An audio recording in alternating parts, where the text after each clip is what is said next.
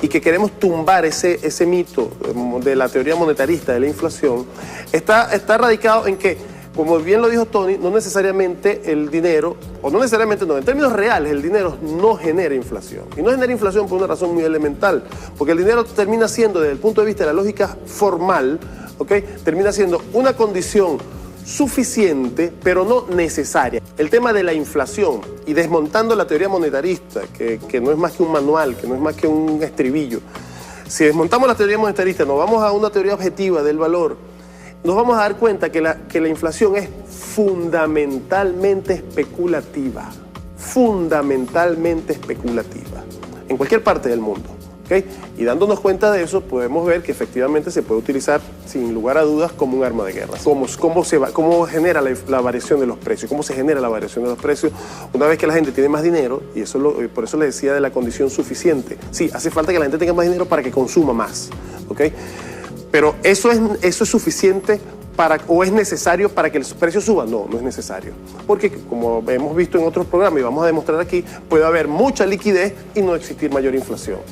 Lo necesario, la condición necesaria, es el aprovechamiento que hace el oferente, o sea, el comerciante o el productor, de su necesidad para subir a voluntad el precio. Aquí está, aquí lo tenemos. El nuevo billete de 10.000 bolívares, el de 20.000 bolívares y el de 50.000 bolívares. Miren, se anda diciendo, Tony, que esto es una devaluación. Sí. O sea, y no se está entendiendo que eso no tiene nada que ver con devaluación. Eso es un complemento del cono monetario que ya tenemos. ¿Okay? Ya tenemos un cono monetario, que usted lo conoce, pero ¿cuál es la realidad? La realidad es que los precios no han parado de aumentar. Al no han parado de crecer los precios, algunos billetes quedaron rezagados, porque imagínense pagar 50.000 bolívares con billetes de 5 o de 10, ¿ok? O de 2. O de 2. Se está complementando el cono monetario para hacer más fácil el pago de nosotros. Así es. Estamos en nuestra sección en la sección de invitados y con nuestro invitado de hoy. Tony, presenta a nuestro invitado, que casi nadie lo conoce. Bueno, es un invitado permanente aquí, el hermano José Gregorio Piña, economista. Bienvenido, José Gregorio. José Gregorio ha sido uno de los compañeros que más ha generado discusiones, propuestas desde que existe la Revolución Bolivariana. Fue incluso uno de los proponentes del rescate del millardo que tenía el Banco Central de Venezuela y que Chávez pudo obtener gracias a los análisis que hizo el compañero José Gregorio. En general, todas las explicaciones ortodoxas de las causas de la inflación, porque hay varias, incluida la más extrema, que es esta, la monetarista, todas buscan ocultar cuál es el fondo del problema. Entonces, la verdadera explicación, yo siempre la ejemplifico con una frase del economista mexicano Juan de Noyola, digo que la inflación es nada más que una expresión monetaria de la lucha de clases. En otras palabras, quienes fijan los precios son los dueños de los medios de producción, los grandes medios, pues ni siquiera son los intermedios o los detallistas. Ellos también sufren la fijación de precios de parte de quienes de verdad tienen la sartén por el mango, para entendernos en términos llanos como tú me pides. Entonces, estos son los que en economía denominan los price makers, en otras palabras, los hacedores, los que fijan los precios. ¿Qué pasa? Que en un entorno donde hay un equilibrio entre las distintas fuerzas contradictorias, porque no son homogéneos, esos grupos, por ejemplo, las burguesías nacionales contra la burguesía importadora, los productores del campo contra los industriales, el sector financiero contra la producción de bienes y servicios, etc. Hay una cantidad de conflictos entre ellos, pero cuando hay un equilibrio, un cuasi equilibrio entre estos diversos factores que domina la economía, tiende a haber una relativa estabilidad de precios. ¿Por qué? Porque cada uno ya han llegado a acuerdos de lo que es la tajada de la riqueza nacional que se está apropiando cada uno. ¿Qué pasa? Que cuando hay un desequilibrio en estos componentes, entre estas fuerzas, es cuando se desatan los procesos inflacionarios.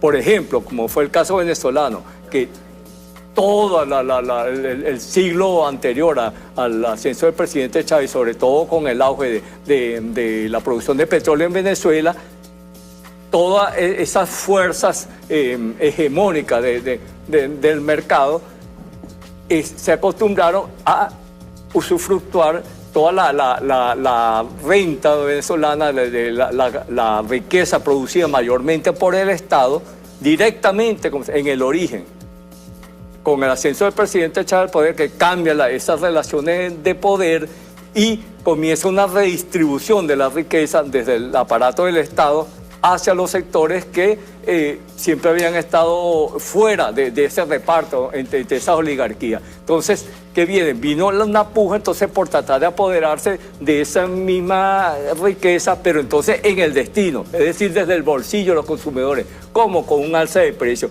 Y empieza entonces lo que se llama la puja redistributiva entre ellos, donde hay un concepto que llaman de los precios relativos. Cada uno trata de sacarle ventaja al otro, hasta que no vuelvan a llegar a un nuevo equilibrio. En ese sentido, viene esa puja entre ellos que desata la inflación.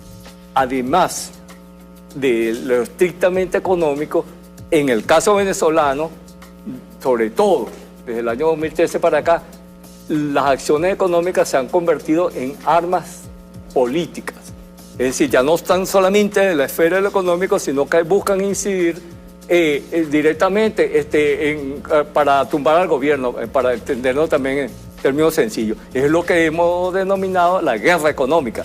Acciones desde la esfera de la producción y distribución de bienes y servicios, pero no tanto con el estricto sentido economicista de la ganancia, el lucro, sino como acciones políticas, donde inclusive a veces hay acciones que están perjudicando a los mismos actores que las están emprendiendo, o a un grupo de ellos, perjudicando, entre comillas, en el corto plazo, porque se espera que la ganancia va a venir luego de que se logre el fin político.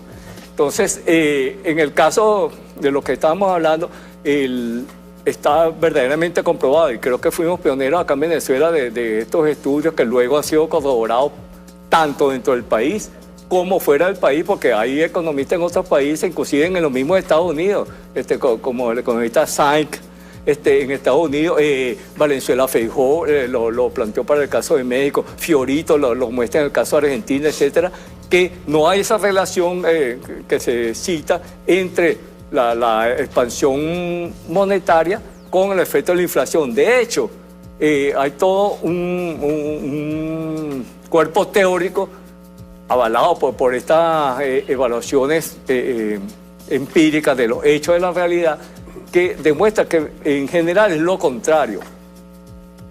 Porque ¿qué es la liquidez? La cantidad de medios líquidos, es decir, el efectivo es lo que hoy en día se denomina los depósitos transferibles, que hoy en día, como sabemos, los transfieren hasta por teléfono, es decir, con lo que tú pagas, pues tú no vas a comprar algo en el mercado, te vas a comprar la carne y te llevas, ¿qué digo yo?, una silla a cambiarla, como un trueque, no.